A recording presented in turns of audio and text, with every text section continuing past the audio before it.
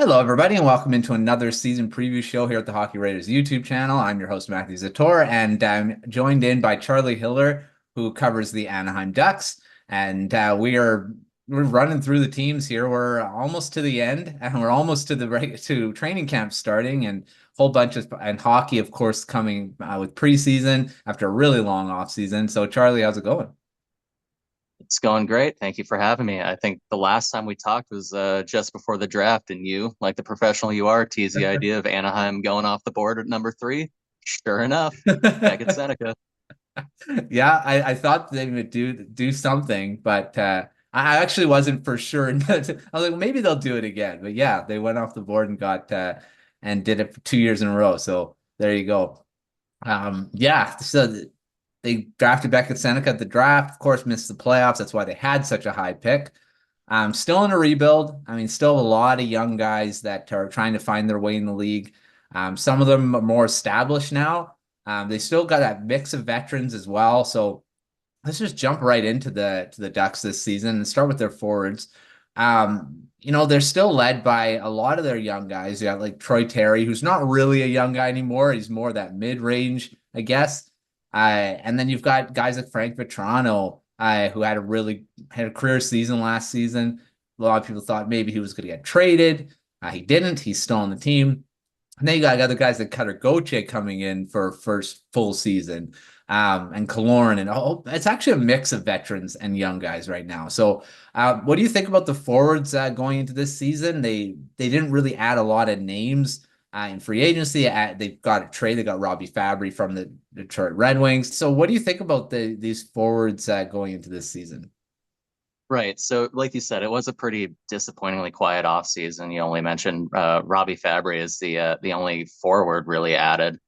The I think there's a very clear division between the top six and the bottom six stemming from last year. I think the guys up at the top, like you mentioned, the Troy Terrys, Trevor Zegras, uh, Leo Carlson, and even Cutter Gauthier probably right away into the top six. Those guys you're not necessarily worried about, or you're thinking, long term, they're going to develop eventually. That you don't need results right away with some of those guys. But then you get to the bottom six. There's guys, like your Isaac Lundestroms, Robbie Fabry's. They're they're perfectly fine. Probably the best way I would describe it is Anaheim's probably got two pretty decent fourth lines running as their third and Yeah. fourth line, which isn't going to get you very far. The Ducks lost 55 games last year, and it's probably not going to be much prettier this year. Yeah, I mean, they're still going to probably be in the bottom of the Pacific Division because there's so many strong teams. We'll talk about that later on, but they got a pretty good solid foundation for forwards when you're looking at like Leo Carlson, Trevor Zegras, and Mason McTavish down the middle. Now, you're not really sure if that's good how they're going to run through. I mean, Zegras has played wing as well. I mean, it'd be great if all three could do that, where you have that great 1, 2, 3 centers down the middle, but then you've got your wings, and that's where there's not a lot of young right now. Like Beckett Right. Seneca is your big one. Right. Yeah. Adding, Beckett right? Seneca was a draft based on need almost just because they're so thin on the right side. Trevor Zegras is probably going to be a winger in the top Yeah. six just because they're so thin on both wings. You would love a 1, 2, 3 punch down the middle, like you said, but at the same time, you know, is Mason McTavish your third line center? Yeah. Like, I don't know if that's the best kind of team building, honestly. So it is too many centers is a good problem, the kind of problem the Ducks haven't had in a long time. But it is interesting where you would put these guys in order to field a successful team. Yeah, it's going to be interesting to see how they kind of build this forwards as they keep working through the rebuild. But yeah, that those centers are, I mean, on paper, it looks great when you have all three of those guys, but most likely one will play the wing, and it looks like it's probably going to be Zegras at this point if he does stay with the team. There's been obviously rumors about him getting traded too, so it's like, is he part of this long-term plan? Not Right. really sure at this point, right? Right. And the bridge deal doesn't help either. Yeah, yeah. So I mean, he's not long term here right now. So it's kind of it's kind of interesting to see where he fits in the future of this team as they keep adding these young pieces. All right, moving to the defense, another group that didn't really see any additions. It's going to be a lot of young guys. You got like Olen Zellweger, Pavel Mintyukov, who had some time in the NHL last season. You've got a veteran, Brian Dumoulin, come right. So, and of course, Gudas from last season. Cam Fowler is still here. He's probably, what is he, the longest tenured Duck right now? One of them. Yeah, So, it's interesting. 974 games. He could be the second to reach 1,000. They did Corey Perry dirty at 988 before yeah. buying him out. So and I don't know if you've heard, but the rumor mill's starting to move that Cam Fowler may get dealt. I don't know if that would be a before the season thing or not, but that would be the second Duck in recent history to get basically removed from the team just before 1,000 Yeah. games. As of right now, Ryan Getzlaf's the only Duck to ever play 1,000 games. So 70, how many he could hit a He thousand this about season. 20, yeah, 24, 26 games left, to hit 1,000. So, Yeah.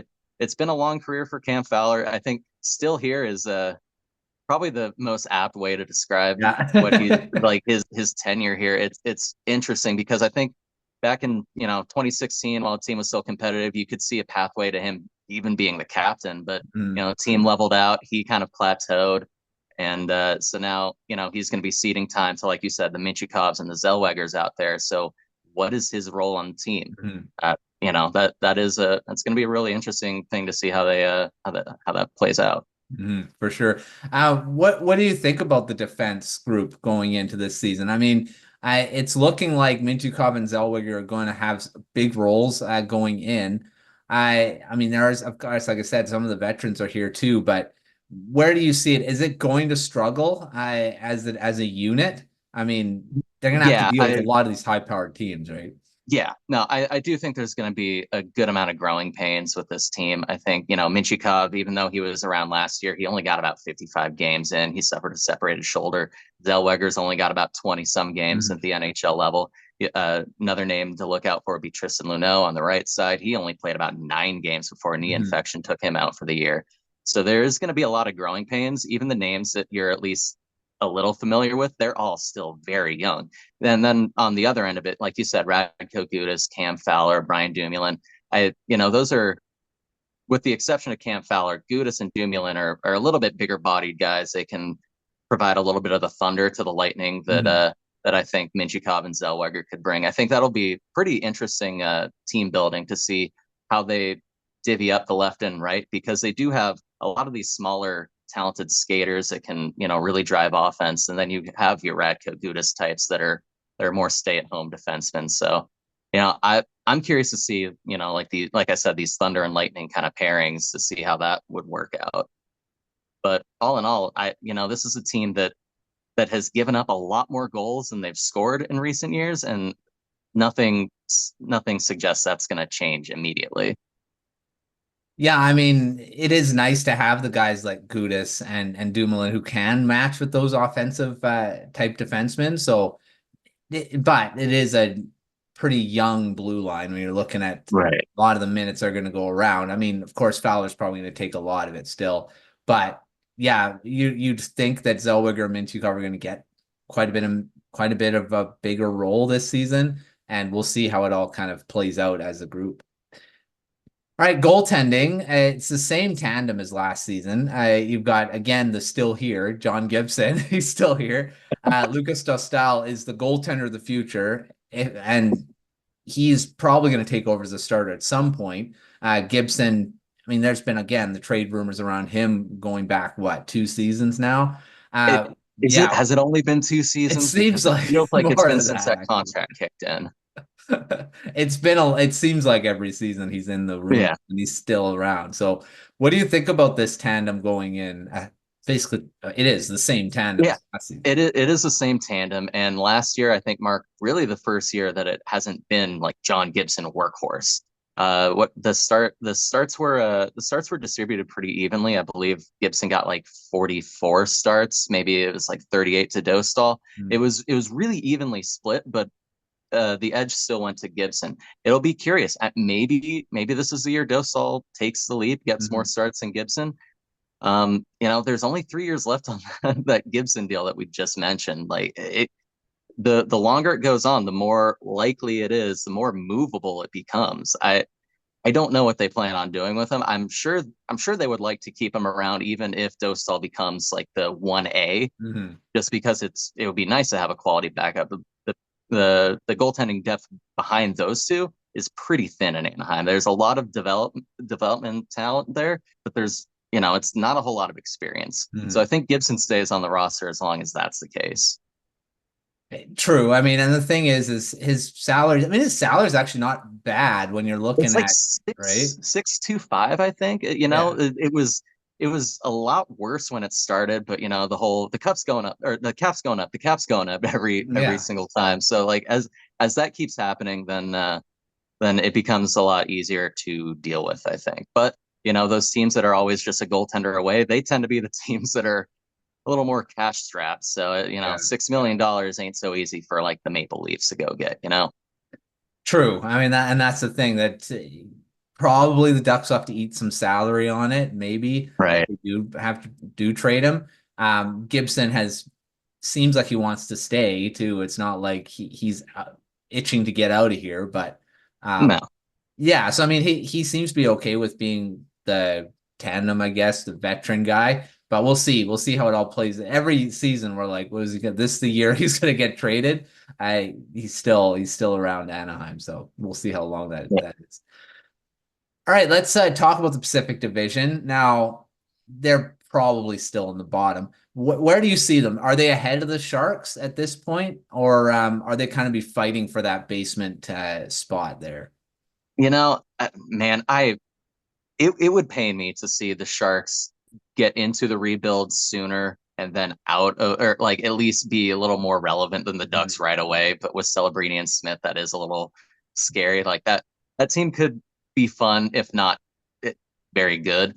I I think the Ducks are have a leg up on the Sharks a little bit. The team that's interesting would be Calgary. They never truly Mhm. bottom out as it goes, but they dealt a lot of players. They've been dealing a lot of players, so it'll be interesting. I think those are probably the three at the bottom of the Mhm. division. Maybe Anaheim's the fifth best team in the division. That might be their ceiling, depending on really what Calgary does. Yeah, Calgary's going to be an interesting one this season. I'm not really sure how they're going to be. I mean, they're goaltending right now. I mean, Dustin Wolf, that's a rookie going in as the starter, it looks Mhm. like. And that could blow up in their face or it could be good. I mean, who knows? It depends on how he kind of adjusts. But, Calgary could end up being one of the worst teams in the division. And yeah, but I agree. I think it's going to be those three teams that are kind of be fighting for that bottom spot and another high draft pick going forward. But overall, I think the Ducks they're on the right track. They keep adding really good young pieces, and eventually they're all going to work together, and they're going to turn into one of the better teams in the division. I think Oh, at some point. oh, I agree. I know. Like a lot of what I'm saying is like doom and gloom, and oh, they're Yeah, not going to be very good this year. I couldn't be more optimistic about this club's long-term projections. yeah. I'm excited of the way that they're building the team. Some of the off-season acquisitions, like the quiet off-season this year, the Ryan Strome signing 2 years ago. Like they introduced some question marks, but at the same time, like for every one of those, there's like a Radko Gudas signing, which ends up being great for Anaheim. Yeah. It's interesting at him at 33. I feel like he's found a team that like the franchise loves him. Like they're Mhm. talking about making him like a stopgap captain. Oh, Uh, Elliot Friedman's been saying he wouldn't be surprised if Radko Gudas gets named captain on some sort of short term basis. hmm. So I'm excited with the direction of the Ducks, even if the short term prognostications aren't great. Yeah, I mean they're a rebuilding team, so I mean Right. that's just the nature of it. And I mean, the Killorn signing really was a head scratcher too. I mean, he's a veteran and he's getting this long term, but he could be again a mentor for the team. And just unfortunately was injured for most of last season and Yeah. had to come back later on. But he's a really good veteran. I think he can still add to this team, even though it's kind of an interesting signing at the time. Yeah. Yeah. We're like with a team of ascending talent on like at the forward position. Do you like, is he a bottom six guy to round out his time in Anaheim? Because he signed him to be a top six guy. But Yeah. now with more and more people coming up, it's like, well, hard to justify putting him in the top six unless you're looking at the salary. Then I guess you feel like you kind of have to. Yeah. And it's the same thing with Ryan Strome. It's like that's about, what was that, like $10 million on as your third line wings, I Yeah. think, combined. Like that's it's interesting, but they're relatively short term deals. Anaheim has a ton of RFAs coming up in about 2 years, and so those guys, their contracts will be mostly up by then, and so they'll, it shouldn't stop them from paying some of the younger guys, thankfully. Yeah, so that's good. I mean, I don't think it's a problem, but it seems to turn into a problem. You have so many good young guys, and then they all develop, then they all want to get paid, and that's where you have to deal Right. with it. And So it's a good problem to have, I guess. it is a good problem, and like that's why I can't sit here and pretend like, like this blue line is going to pan out and it's going to be Zellweger, Minchikov, Luno, Noah Warren, Tyson Hines. Like, it's like six guys under the age of 25. Like, that's not very No. likely to happen. They're all going to need to get paid, and some will, some won't. So, Yeah, yeah, it is an interesting thing, but it is a conversation for another day. for sure. All right, well, let's move into our quick fire round, and these are all quick questions, sentence or two answers for these guys, and we'll get started with biggest storyline or question mark going into the season for the Ducks.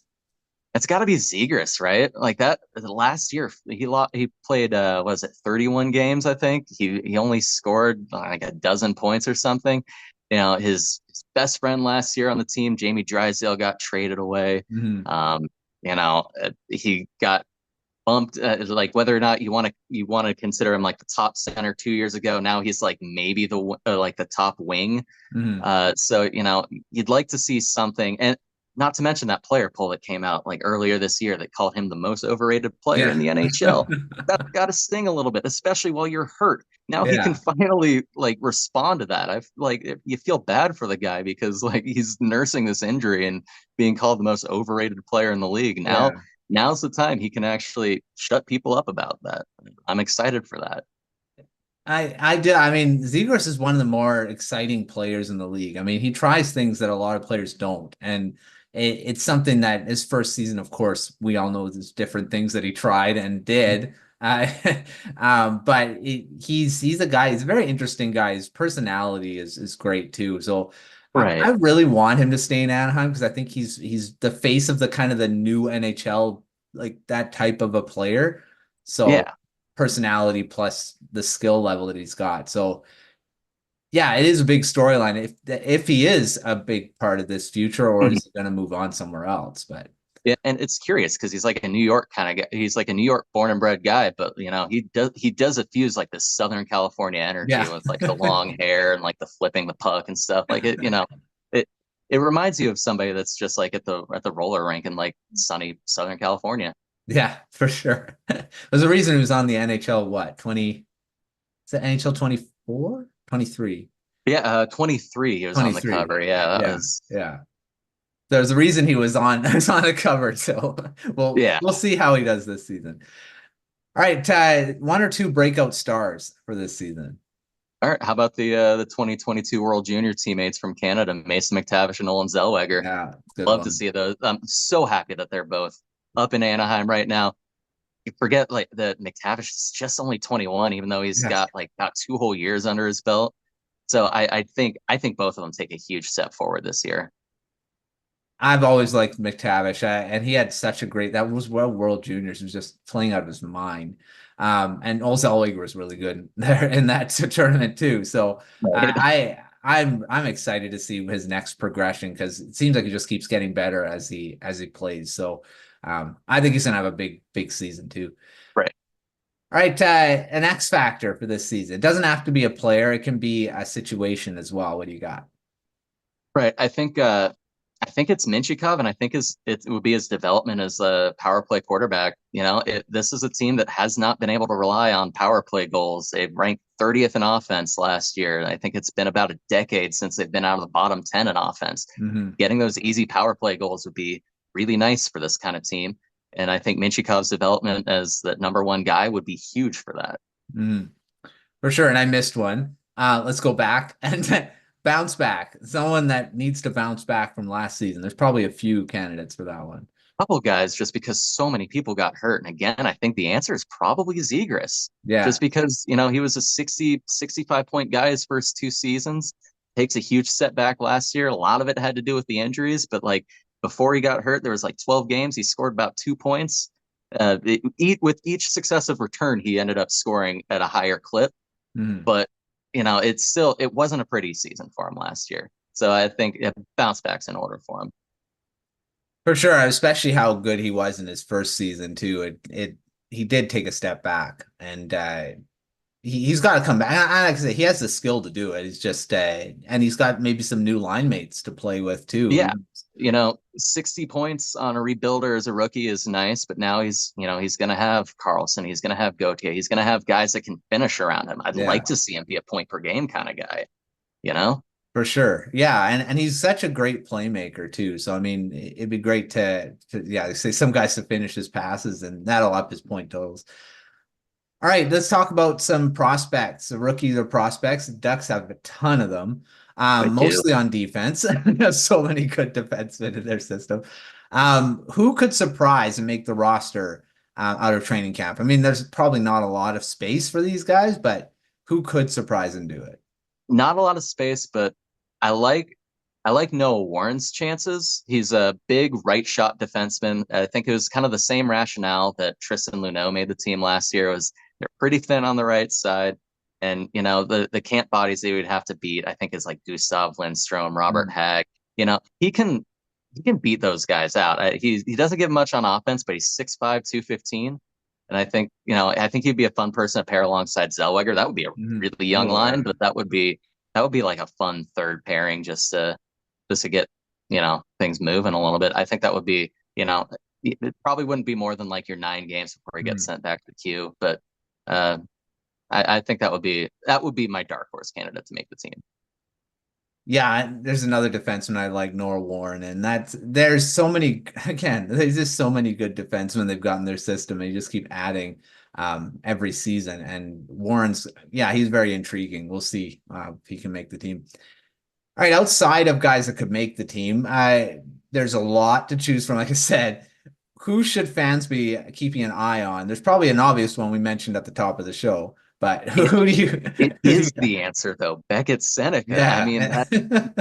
how he does it with the I mean, he's such a wild card because his rise up the draft boards was so closely coincided with like this playoff push with this growth spurt of his.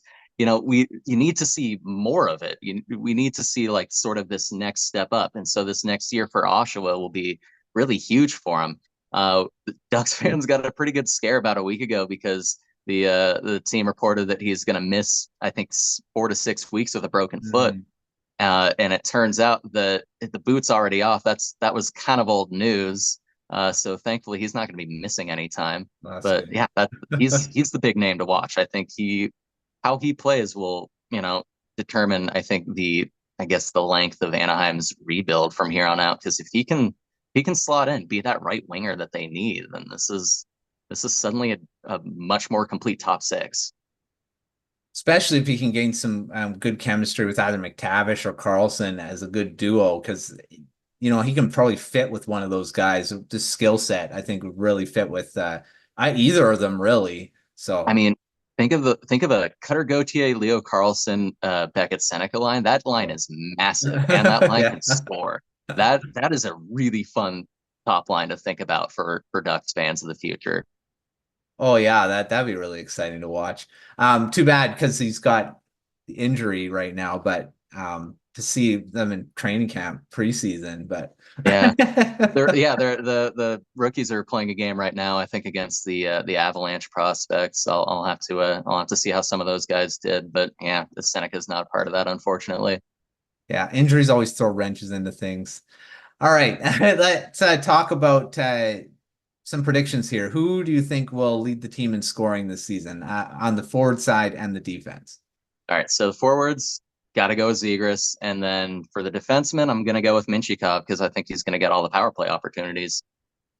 Yeah, that's a good choice. He's been just racking up the points since what last few seasons too, wherever he's in junior, right? So Right. Zellweger too. I mean, both those Yeah, guys I have done mean, really I well. assume I assume just because he's got a little more time that in the NHL that Minchikov's going to get the first crack at being power play quarterback one. Though I'm sure Zellweger is going to get power play two opportunities. I don't know if they're going to do 3 and 2 or if they're going to do four forwards, one defenseman for both units. They did two defensemen on their second power play unit last year, so there'll be more opportunities for I guess defensemen to be on the power play.